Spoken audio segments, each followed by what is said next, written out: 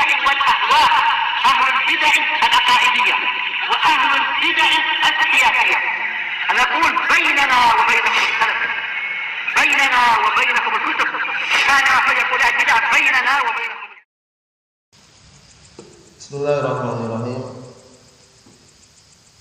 إن الحمد لله نحمده تعالى ونستعينه ونستغفره ونعوذ بالله من شرور أنفسنا ومن سيئات أعمالنا. من يهد الله فلا مضل له ومن يضلل فلا هادي له، وأشهد أن لا إله إلا الله وحده لا شريك له، وأشهد أن محمدا عبده ورسوله صلى الله عليه وعلى آله وسلم تسليما مزيدا. أما بعد، ikhwani fillah hafizakumullah jami'an. Terakhir kita ambil adalah tafsir daripada firman Allah Subhanahu wa taala, ayat yang kedua dari surat Al-Baqarah, dan sudah kita baca tafsirannya, yaitu bahwasannya Al-Qur'anul Karim itu tidak ada keraguan di dalamnya. Jadi tidak diperbolehkan bagi seorang pun untuk ragu terhadap isi atau kandungan dari Al-Qur'an, karena Al-Qur'anul Karim itu wahyu dari Allah Subhanahu wa taala dan bisa dipastikan benarnya, tidak ada salahnya, tidak ada kekurangannya, bahkan itu adalah kalamullahi jalla wa ala, ucapan Allah Subhanahu wa taala. Dan Allah Subhanahu wa taala tidak disifati dengan sifat kurang, tapi semua sifat Allah Subhanahu wa taala itu menunjukkan sempurna. Nah, dan nama-nama Allah Subhanahu wa taala semuanya adalah indah karena di dalamnya ada sifat-sifat Allah Subhanahu wa taala yang menunjukkan kesempurnaan zat Allah Subhanahu wa taala dan juga kekuasaan Allah Subhanahu wa taala. Sekarang berikutnya kita akan memasuki tafsir daripada firman Allah Subhanahu wa taala ayat yang ketiga dari surat Al-Baqarah. Qala Allah taala, "Alladzina yu'minuna bil ghaibi wa yuqimuna as-salata wa mimma razaqnahum yunfiqun." Yaitu orang-orang yang bertakwa adalah orang-orang yang mereka beriman dengan alam ghaib. Alam ghaib itu alam yang tersembunyi dari kita. Nah, yang tidak nampak dari pandangan kita, itu alam ghaib.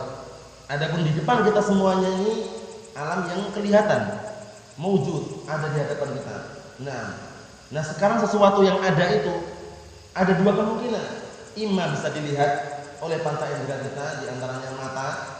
Nah, atau sesuatu yang tidak kelihatan, tidak nampak, itu alam ghaib, seperti alam malaikat, alam jin, kemudian juga kehidupan barzakhiyah, kuburan. Nah, itu kita nggak tahu, tapi mereka merasakan dan itu alam buat mereka. Nah, barakallahu fikum ewa. Yaitu orang-orang yang mereka beriman dengan alam ghaib, wa yuqimunas shalah, dan mereka adalah orang-orang yang menegakkan salat, wa mimma razaqnahum yunfiqun, dan mereka menginfakkan dari apa-apa yang telah kami rezekikan kepada mereka. Jadi mereka menginfakkan hartanya di jalan Allah Subhanahu wa taala, karena infak itu tidak ada ruginya selama barakallahu fikum pelaku tersebut mengikhlaskan karena mengharapkan wajah Allah Subhanahu wa taala. Di dalam infak tidak boleh karena riya, biar dilihat manusia, atau karena biar dipuji manusia, atau biar dikatakan dermawan dan semisalnya. Karena keutamaan orang yang berinfak, bersedekah di jalan Allah Subhanahu wa taala, itu diantaranya akan mendapatkan naungan pada suatu hari yang tidak ada naungan melainkan naungan Allah Subhanahu wa taala. Sab'atun yudhilluhumullahu fi dhillihi yauma la dhilla illa dhilluh. Sab'atun yudhilluhumullahu fi dhillihi yauma la dhilla illa dhilluh. 7 orang yang mereka mendapatkan naungan Allah Subhanahu wa taala pada suatu hari yang tidak ada naungan kecuali naungan Allah Subhanahu wa taala. Di antara 7 tersebut siapa? Wa rajulun anfaqa nafaqatan fa akhfaha. Seorang lelaki yang dia menginfakkan hartanya dengan sebuah infak kemudian dia menyembunyikan. Dalam artian bagaimana? Ketika dia berinfak bersedekah itu tidak menampakkan di hadapan manusia karena khawatir terkena riya. Menjaga niatnya biar senantiasa ikhlas karena Allah Subhanahu wa taala. Wa rajulun anfaqa nafaqatan fa akhfaha. Nah, dan seorang lelaki yang dia menginfakkan dengan sebuah infak kemudian dia menyembunyikannya, dalam artian menginfak tersebut secara sembunyi-sembunyi, secara rahasia gitu. Naam, apa? Hatta la ta'lam shimaluhu ma tunfiqu yaminuhu. Hingga tangan kirinya enggak tahu apa yang diinfakkan tangan kanannya. Padahal boleh.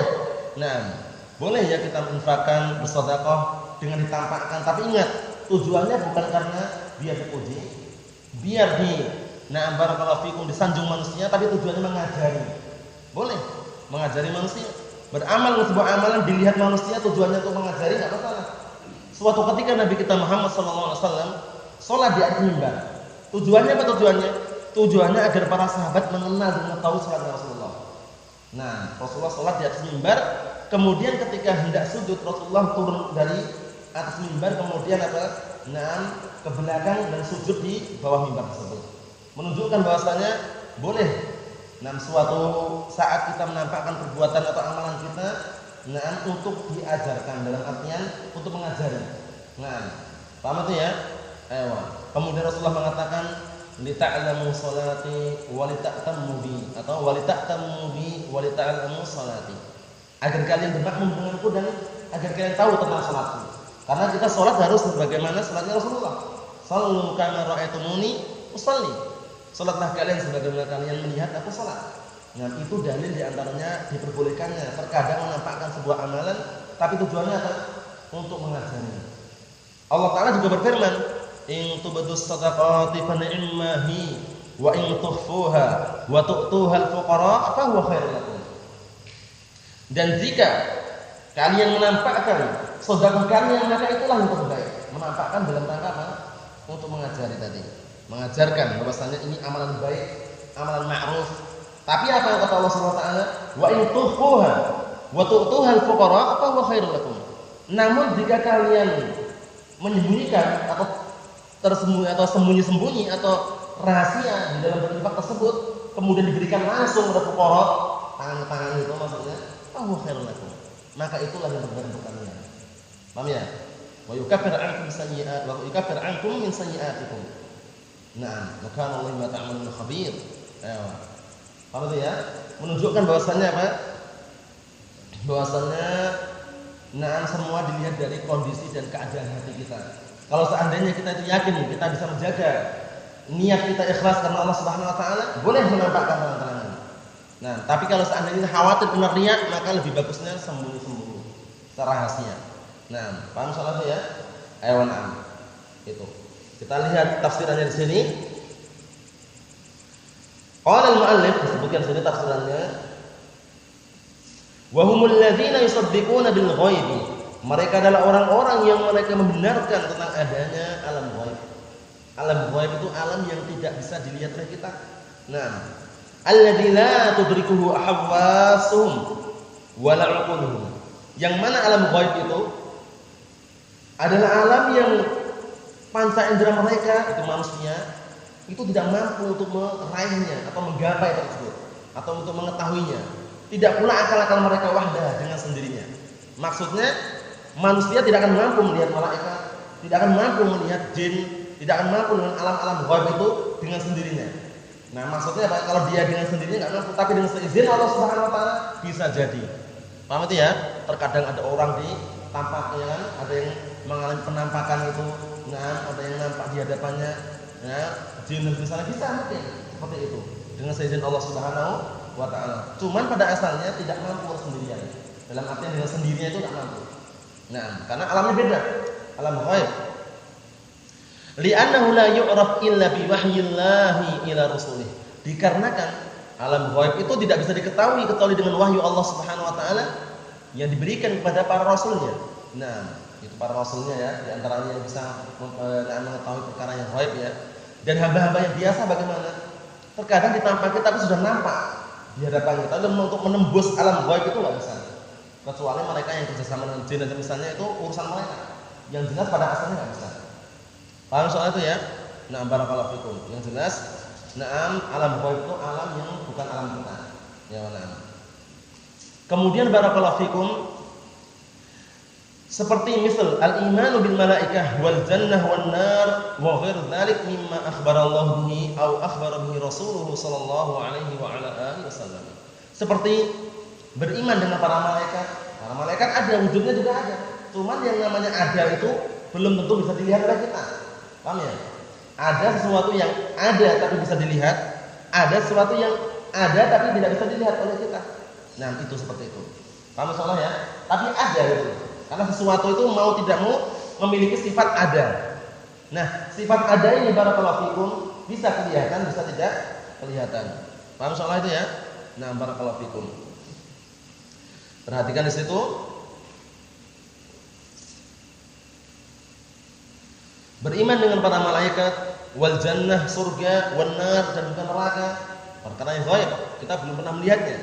Wa gharu dzalik, dan yang selain itu mimma akhbarallahu bihi, dari perkara-perkara yang Allah telah kabarkan tentangnya, au akhbar bihi Rasulullah sallallahu alaihi wa ala alihi wasallam, atau yang dikabarkan oleh Rasulullah sallallahu alaihi wa ala wasallam bahwasannya nanti akan datang di akhir zaman Dajjal misalkan. Perkaranya kan kita enggak tahu kan?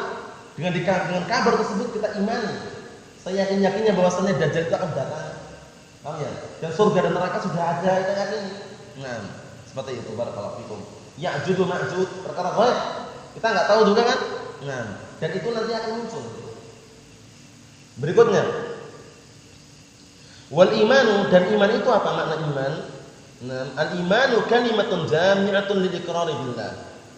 Jadi keimanan atau iman itu adalah sebuah kata yang mencakup, jamnya itu mencakup ya, sebuah kata yang mencakup lil iqrari billah. Untuk apa?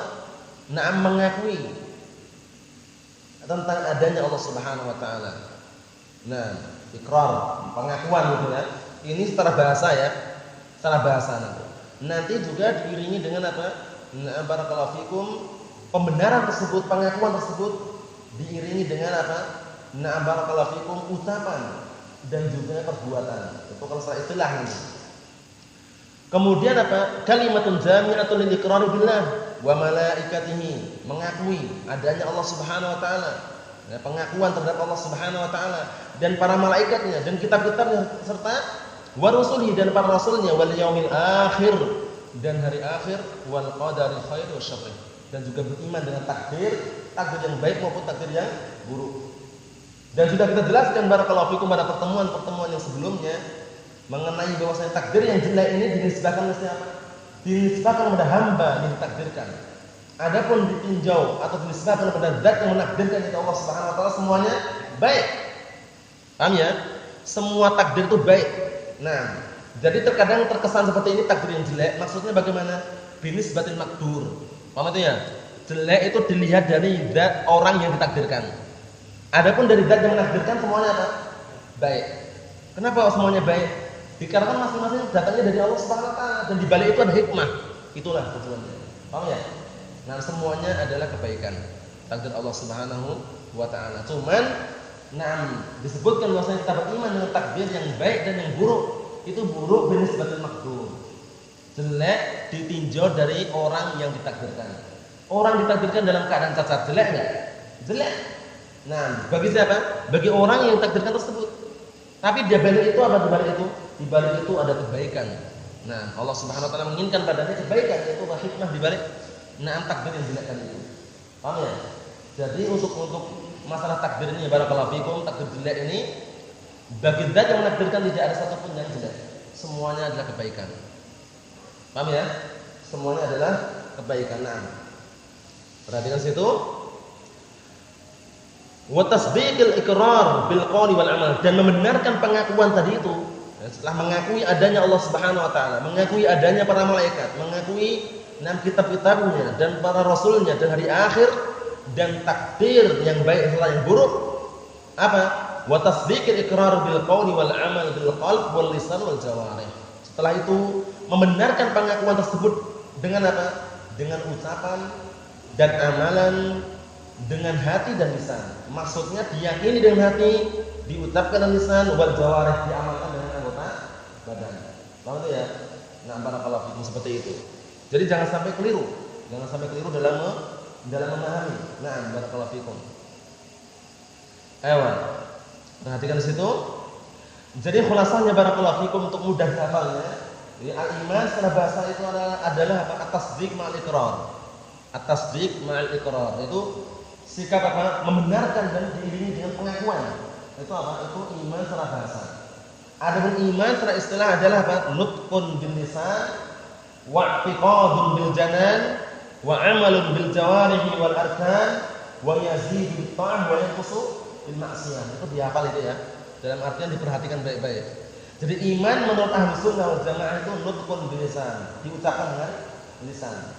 Wa i'tiqadun bil janan, diyakini dengan hati. Wa 'amalun bil jawarihi wal arkan, diamalkan dengan anggota badan. Wa yazidu bit ta'ah wa yanqusu bil ma'siyah. Bertambah dengan ketaatan, berkurang dengan kemaksiatan. Itulah iman menurut Ahlus Sunnah wal Jamaah. Jadi iman itu enggak stabil dalam artian sempurna terus. Nah, enggak demikian ya. Seperti pendapatnya siapa itu? Orang-orang siapa yang mengatakan iman stabil, enggak berkurang, enggak bertambah. Ya, imannya sempurna terus seperti iman Jibril, Mikail. Murji'ah. Orang-orang Murji'ah mengatakan apa? Keimanan seseorang itu seperti itu keadaannya. Nah, imannya orang yang berlaku maksiat, ya, penjudi, pemabuk, penzina, itu imannya sempurna, seperti imannya Jibril dan Mikail ya namanya. Alhamdulillah ya. Karena Murji'ah meyakini bahwasannya apa? Bahwasannya amalan di antara Murji'ah itu meyakini bahwasannya annal amala la yadkhulu tahta musammal iman. Amalan itu enggak masuk bagian keimanan. Jadi orang beriman itu enggak perlu amalan. Jadi amalan enggak diikutkan itu loh. Walaupun kamu berbuat kemaksiatan, perbuatan-perbuatan haram yang kamu lakukan itu enggak membahayakan keimanan kalian. Iman itu sempurna. Iman itu tetap apa? Sempurna. Waliyahulillah ya. Nah, barakallahu fikum. Hati-hati. Adapun Khawarij itu lawannya. Orang-orang Khawarij lawannya. Orang-orang Khawarij menyatakan bahwasanya pelaku dosa besar kafir, imannya hilang total. Paham ya? Hilang total. Nah, jadi misalkan si fulan penzina, pemabuk, penjudi misalkan, dia sudah kafir dia. Walaupun dia muslim, kafir. Kenapa? Karena imannya ditiadakan langsung total. Paham ya? Nah, karena mereka menyamakan bahwasanya keimanan seseorang bagaikan bilangan 10.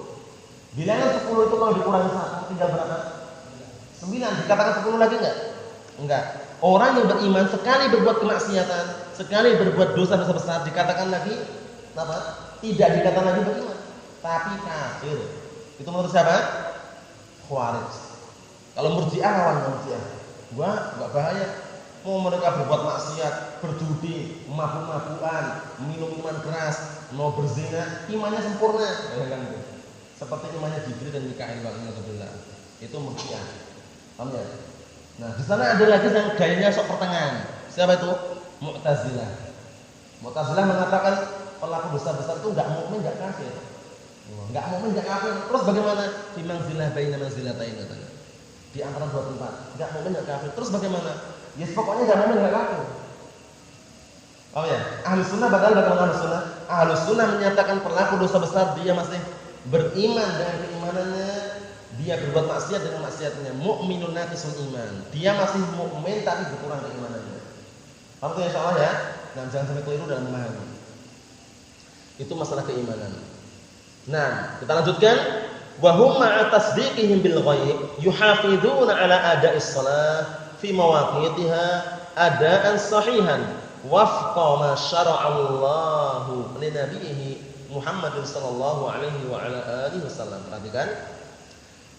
Dan mereka bersamaan pembenaran mereka terhadap alam ghaib, mereka juga menjaga di dalam mereka juga menjaga, senantiasa menjaga untuk menunaikan salat itu tepat pada waktunya. Karena waktu-waktu salat sudah ditentukan. Innas salata kanat 'alal mu'minina kitaban mawquta. Sesungguhnya salat itu telah diwajibkan terhadap orang-orang mukminin sesuai dengan waktu-waktunya. Dengan waktu-waktu yang sudah ditentukan. Ewa. Kata beliau di sini Bapak, wa hum ma'a tasdiqihim bil ghaib yuhafizuna 'ala ada'is shalah. Mereka masih menjaga untuk menunaikan salat fi mawaqitiha, pada waktu-waktunya. Adaan sahihan, dengan penunaian salat yang apa? Yang benar. Wafqa, mencocoki ma syara'allahu nabiyhi Muhammad sallallahu alaihi wasallam. Dalam keadaan mencocoki apa yang Allah Taala syariatkan kepada Nabi Muhammad sallallahu alaihi wa ala alihi wasallam. Wa mimma a'tainahum minal mal. Nah, dan sifat-sifat orang-orang bertakwa, alladzina yu'minuna bil ghaibi wa yuqimunas shalah wa mimma razaqnahum yunfiqun. Perhatikan ini.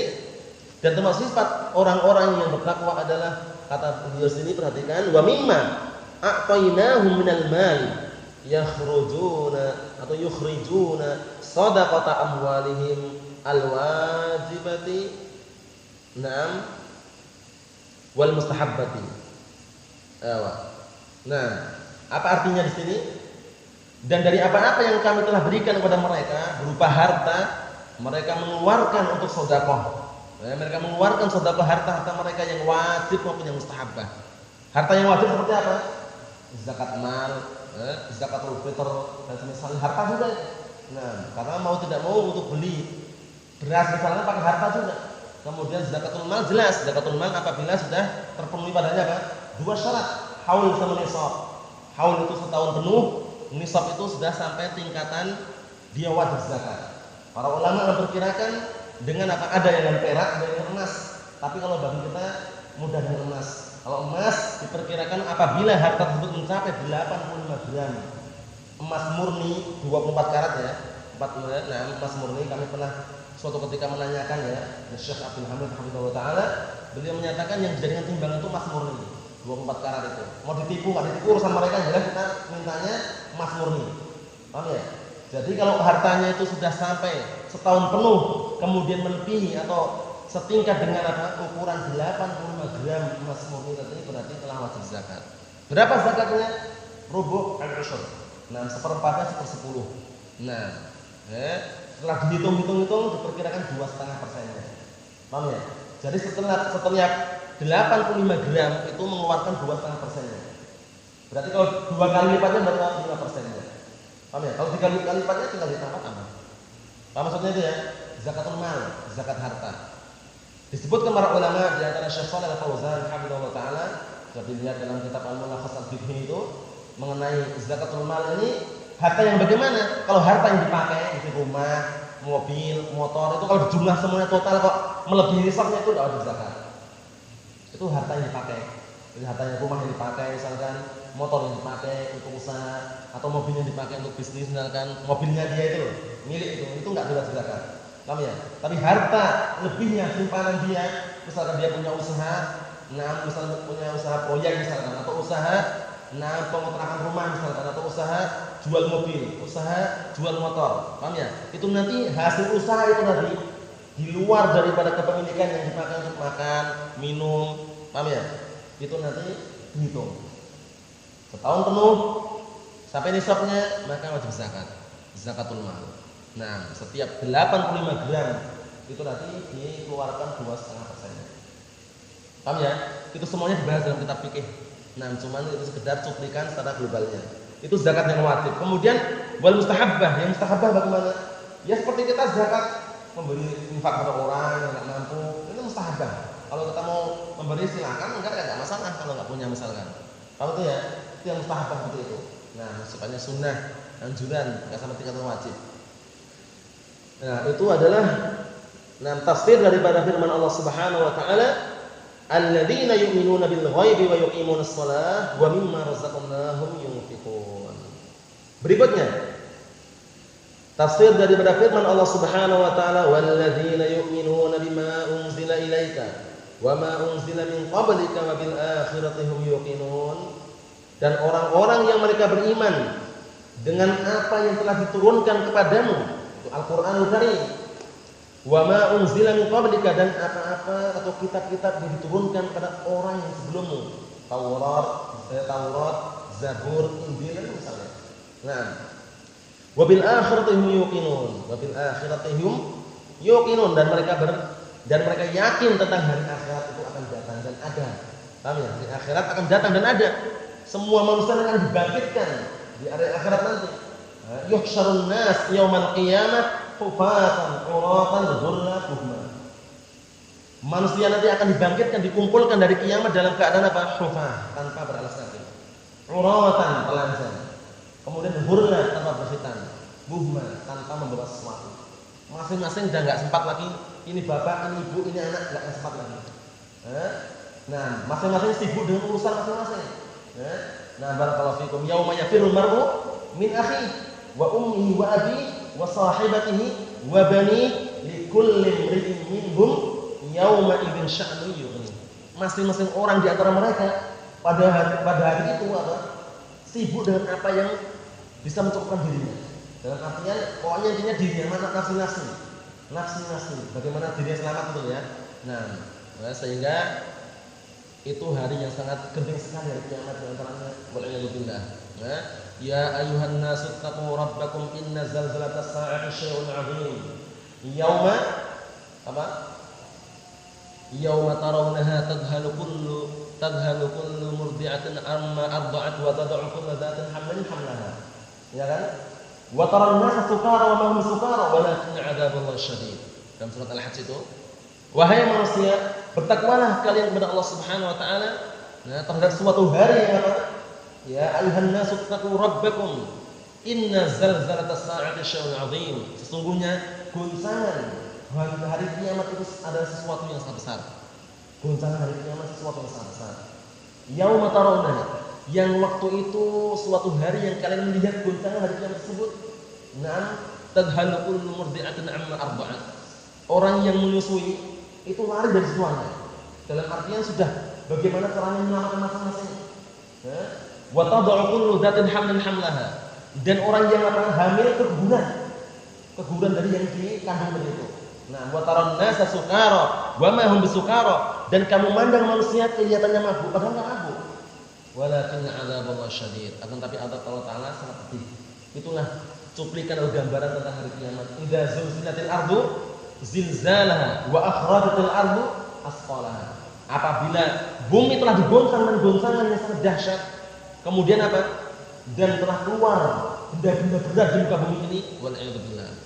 Nah, ya kan? Idza zulzilatil ardu zilzalaha wa akhrajatil ardu asqalaha wa qala al-insanu ma ada apa ini?